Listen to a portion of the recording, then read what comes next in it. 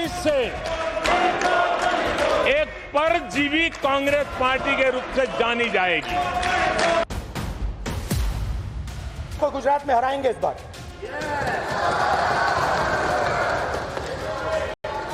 आप लिख के ले लो, लिख के ले लो। आपको ऑपोजिशन इंडिया गठबंधन गुजरात में हराने जा रहा है।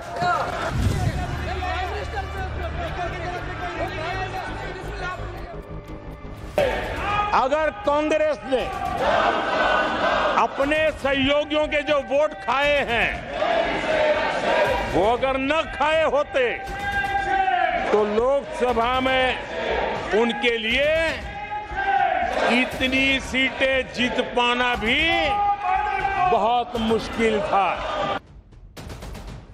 नए नवेले नेता प्रतिपक्ष के करीब 90 मिनट के भाषण के जवाब में जब हिंदुस्तान के प्रधान धारा प्रवाह बोल रहे थे, तभी उन्होंने कांग्रेस नेता के आत्मविश्वास की परतों को उघाड़ते हुए परजीवी थ्योरी दी। प्रधानमंत्री की इस नई सियासी थ्योरी में तर्क भी था, तथ्य भी था, शाब्दिक तलखी भी थी और मोदी मार्का आक्रामकता भी बेहिसाब सी थी। 543 में सिर्फ 99 सीटें जीतकर मोदी सरकार में पहली बार नेता प्रतिपक्ष की कुर्सी हासिल करने वाली कांग्रेस पर प्रधानमंत्री मोदी ने कैसे शाब्दिक नश्तर चलाया, वो सुनिए जरा। कांग्रेस पार्टी 2024 से एक परजीवी कांग्रेस पार्टी के रूप से जानी जाएगी। 2024 से जो कांग्रेस है वो परजीवी कांग्रेस है और परजीवी वो होता है जो जिस शरीर पर उस शरीर के साथ रहता है ये परजीवी उसी को ही खाता है। कांग्रेस भी जिस पार्टी के साथ गठबंधन करती है उसी के वोट खा जाती है और अपनी सहयोगी पार्टी की कीमत पर वो फलती फूलती है और इसलिए कांग्रेस परजीवी कांग्रेस बन चुकी है। जब प्रधानमंत्री मोदी परजीवी वाला प्रहार कर रहे थे, जब राहुल गांधी संसद में मौजूद थे, उनकी बातों को सुन रहे थे, राहुल के सहयोगी जोर जोर से आवाज लगा रहे थे, मगर नरेंद्र मोदी अपनी परजीवी थ्योरी की पूरी रॉ में उदाहरण समेत व्याख्या कर रहे थे। लेकिन सवाल है कि प्रधानमंत्री नरेंद्र मोदी ने कांग्रेस को परजीवी क्यों कहा? क्या यह विशुद्ध सियासी दावा है या इसमें कोई तथ्य है? ये सवाल इसलिए है क्योंकि प्रधानमंत्री मोदी ने न सिर्फ ताबड़तोड़ शाब्दिक प्रहार किया, बल्कि आंकड़ों में राहुल गांधी के आत्मविश्वास को कुछ यूं उतार दिया। जहां जहां भाजपा और कांग्रेस का सीधा मुकाबला था या जहां कांग्रेस मेजर पार्टी थी और साथी के पास 1, 2, 3 सीटें थी, वहां कांग्रेस का स्ट्राइक रेट सिर्फ और सिर्फ 26% है, 26% है। लेकिन जहां किसी का पल्लू पकड़ करके चलते थे, जहां वो जूनियर पार्टनर थे, किसी दल ने उनको कुछ दे दिया मौका, ऐसे राज्यों में कांग्रेस जहां जूनियर पार्टनर थी उनका स्ट्राइक रेट 50% है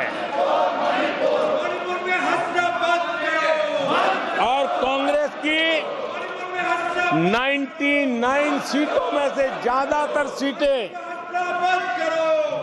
उनके सहयोगियों ने उनको जिताया है। संसद में खड़े होकर प्रधानमंत्री मोदी जिन आंकड़ों का जिक्र कर रहे थे उसके बारे में हम विस्तार से बताएंगे, मगर उससे पहले जान लीजिए कांग्रेस को इस बार 99 सीटें मिली हैं, जबकि 2019 में 52 और और 2014 में 44 सीटें मिली थीं। इससे पहले 2009 में कांग्रेस को 206 सीटें मिली थी। 1984 वो आखिरी साल था जब कांग्रेस अपने दम पर सत्ता में चुनकर आई थी। उसके बाद कांग्रेस ने जब जब सरकार बनाई उसने सहयोगियों का साथ लिया। इस बार बीजेपी ने भी अपने सहयोगियों के साथ मिलकर सरकार बनाई है। 2 बार अपने दम पर सत्ता तक पहुंचने वाले नरेंद्र मोदी इस बार पूरी तरह से अपने घटक दलों पर निर्भर हैं। इस बार कांग्रेस की सीटें भी बढ़ी हैं। यही वजह है कि राहुल गांधी भी इस बार बेहद आक्रामक नजर आ रहे हैं। यही आक्रामकता संसद में भी दिखी जब पहली बार बतौर नेता प्रतिपक्ष राहुल बोलने के लिए खड़े हुए थे। उन्हीं के अगाध आत्मविश्वास के जवाब में प्रधानमंत्री मोदी ने जब आंकड़ों का पुलिंदा पेश किया तो उसके मायने समझिए जरा। मोटे तौर पर 6 राज्यों में जहां सहयोगी दलों के भरोसे कांग्रेस थी, वहां उसे इस बार सीटों का फायदा हुआ है। उत्तर प्रदेश, बिहार, झारखंड, महाराष्ट्र, कर्नाटक और तमिलनाडु। यूं तो कमोबेश ज्यादातर राज्यों में कांग्रेस इंडिया अलायंस के साथ चुनावी मैदान में थी, मगर इन 6 राज्यों में ही करीब 250 सीटें हैं। उत्तर प्रदेश में लोकसभा की 80 सीटें हैं। यहां कांग्रेस को इस बार 6 सीटें मिली हैं, जबकि 2019 में कांग्रेस सिर्फ 1 सीट जीत पाई थी। यहां तक कि राहुल गांधी अपनी अमेठी सीट हार गए थे। जाहिर है कि कांग्रेस की यूपी में हुई सीटों की बढ़ोतरी के पीछे इंडी गठबंधन है, या कहिए कि सूबे की सियासत करने वाले अखिलेश यादव हैं। 2019 में कांग्रेस यूपी में अकेले चुनावी मैदान में उतरी थी, तब वो 1 सीट पर सिमट गई। लेकिन 5 साल बाद जब 2024 में अखिलेश यादव के साथ मिलकर जब चुनाव में कांग्रेस उतरी तो कांग्रेस को 6 गुना ज्यादा फायदा हुआ। बड़ी बात यह है कि अखिलेश यादव को उसी यूपी में 37 सीटें मिली हैं, जबकि बीजेपी को 33 सीटें। पर यह सच है कि कांग्रेस को जबरदस्त फायदा हुआ है। कांग्रेस इस गिनती की सीटों में भी अपनी जीत देख रही है। सिर्फ लोकसभा चुनाव में ही नहीं, 2022 के यूपी विधानसभा चुनाव में भी कांग्रेस अकेले चुनावी मैदान में थी, और तब भी कांग्रेस सीटों की गिनती में नीचे से अटकी हुई थी। 2022 के विधानसभा चुनाव में बीजेपी ने 255 सीटें जीती थी, जबकि समाजवादी पार्टी ने 111 सीटें जीती थी, और वहीं कांग्रेस को सिर्फ 2 सीटों पर जीत मिली थी, जबकि दलितों की राजनीति करने वाली बीएसपी ने महज 1 सीट पर जीत दर्ज की थी। लेकिन 2024 में जब उसी उत्तर प्रदेश में राहुल गांधी लौटकर अखिलेश के साथ खड़े हुए तो सांसदों की गिनती बढ़ गई। यही वजह है कि प्रधानमंत्री मोदी आंकड़ा बताकर साबित करने में जुटे हैं कि कांग्रेस तो परजीवी है।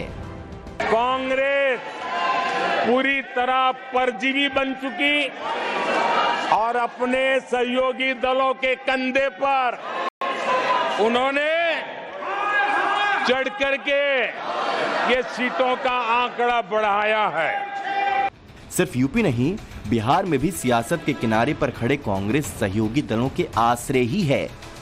2015 बिहार विधानसभा चुनाव में ग्रांड अलायंस बना, तब उसमें नीतीश, लालू और लेफ्ट के साथ कांग्रेस भी थी। तब लंबे समय बाद कांग्रेस सत्ता के शिखर पर पहुंची और सत्ता की साझीदार बनी।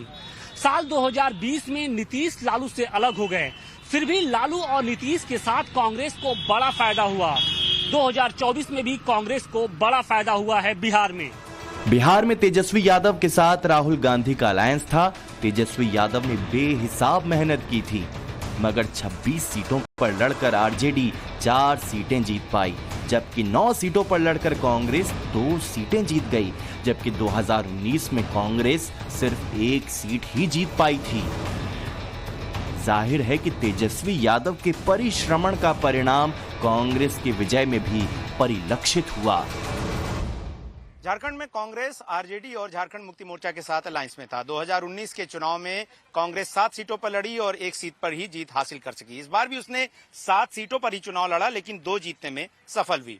जानकार बताते हैं कि हेमंत सोरेन की गिरफ्तारी के बाद पैदा हुई सहानुभूति का फायदा कांग्रेस को मिला है। हालांकि दूसरे दलों के नेताओं को मिली सहानुभूति का सबसे ज्यादा फायदा कांग्रेस को महाराष्ट्र में मिलता हुआ नजर आया। दूसरी सबसे ज्यादा सीटों वाले सूबे में सहानुभूति की लहर सी थी। शरद और उद्धव की पार्टी के दरकने की आवाज चुनाव में सुनाई पड़ रही थी, लेकिन यहां सबसे ज्यादा सियासी फायदा हुआ कांग्रेस को।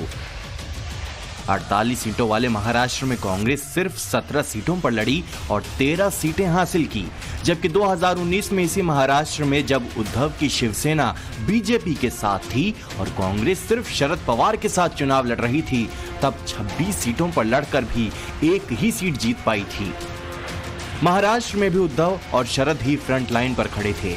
जाहिर है कि महाराष्ट्र में साथियों के भरोसे उतरी कांग्रेस को फायदा हुआ। तमिलनाडु में भी कांग्रेस सेकंड लाइन में ही थी। सत्ताधारी डीएमके के आसरे चुनाव लड़ रही कांग्रेस ने 8 सीटों पर जीत हासिल की। बड़ी बात यह है कि इन सभी राज्यों में कभी कांग्रेस फ्रंट लाइनर थी, जिसके साथ मिलकर चुनाव लड़ रही है उसी के खिलाफ लड़ती थी।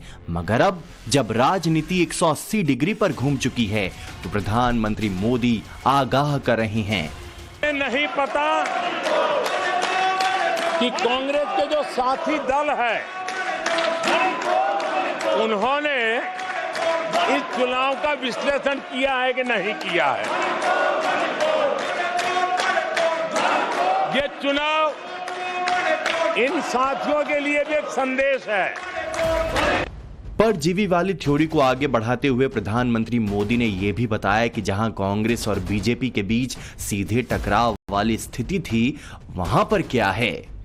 16 राज्यों में जहां कांग्रेस अकेले लड़ी,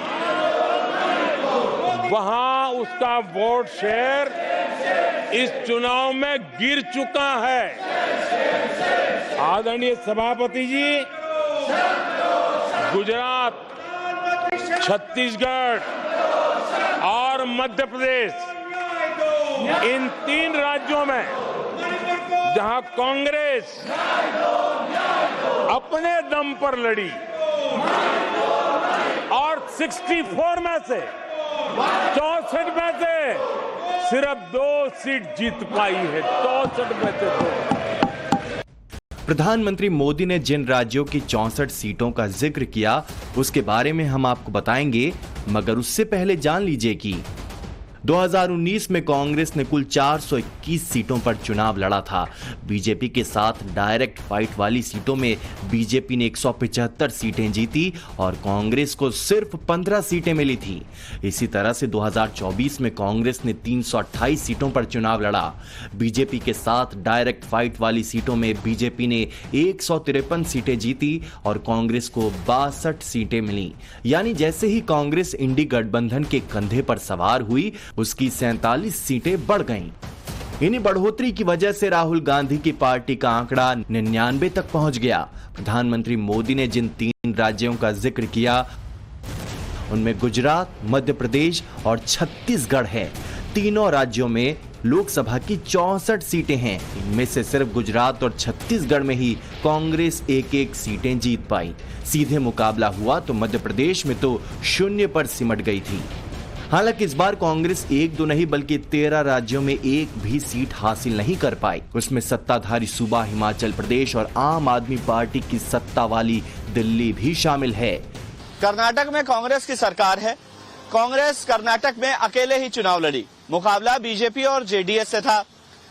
फिर भी कांग्रेस सिर्फ 9 सीटें ही जीत पाई। 28 सीट वाले कर्नाटक में 8 सीटों के नुकसान के बावजूद बीजेपी सबसे बड़ी पार्टी बनकर उभरी। लेकिन लोकसभा चुनाव में 10 साल बाद गुजरात में 1 सीट जीतने वाले राहुल गांधी इस पर मोदी के घर में सूबे की सत्ता हथियाने का दावा कर रही हैं। कांग्रेस पार्टी गुजरात में जीतेगी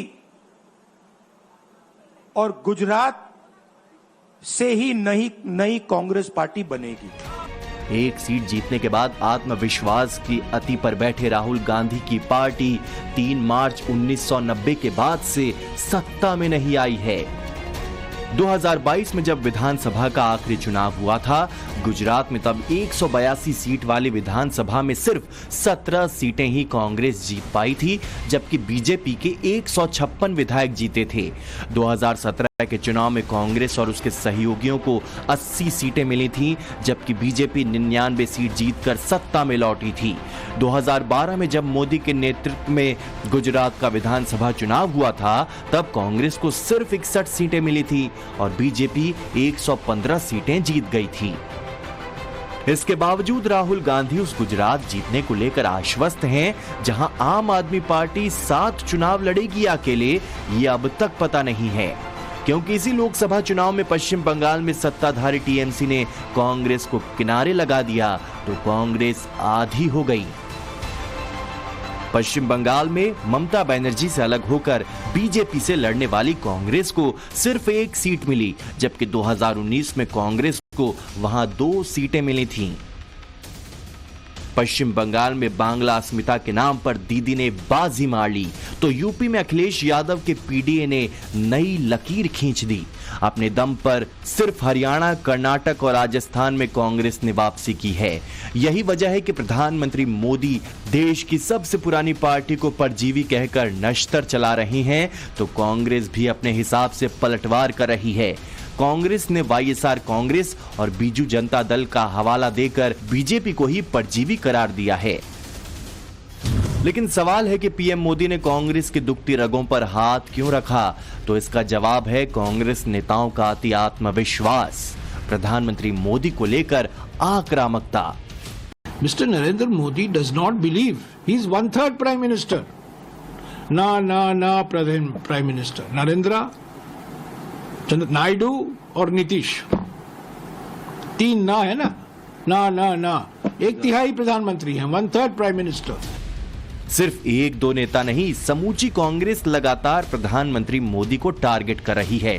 लोकसभा में खड़े होकर राहुल गांधी सीधे प्रधानमंत्री मोदी को टारगेट कर रहे थे। का मैसेज आया होगा, मोदी जी नोटबंदी कर दीजिए। नोटबंदी कर दिया, डायरेक्ट ऊपर से आया मैसेज, ऑर्डर आया खटाक। और अलग अलग ऑर्डर आते हैं, अदानी जी वाला ऑर्डर आता है, बंबई एयरपोर्ट अदानी जी को ऊपर से ऑर्डर आता है, खटाखट ऑर्डर आते हैं। यही वजह है कि अगले ही दिन जब प्रधानमंत्री मोदी बोलने के लिए खड़े हुए तो शाब्दिक वज्रपातों की बरसात करनी शुरू कर दी। परजीवी वाली थ्योरी देकर संकेतों में कुछ यूं राहुल गांधी पर जोरदार तंज किया। अब उस बालक बुद्धि को कौन समझाए कि तुमने फेल होने का वर्ल्ड रिकॉर्ड बना दिया है। जाहिर है कि सीटों में आई कमी के बावजूद प्रधानमंत्री मोदी रत्ती भर भी कमजोर दिखना नहीं चाहते हैं। यही वजह है कि वो आक्रामक से दिखने वाले राहुल गांधी को आंकड़ों के साथ जवाब दे रहे हैं। लेकिन परजीवी का सियासी संस्करण लॉन्च कर प्रधानमंत्री मोदी ने राजनीति को नया मोड़ दे दिया है। ब्यूरो रिपोर्ट, टाइम्स नाउ, नव भारत।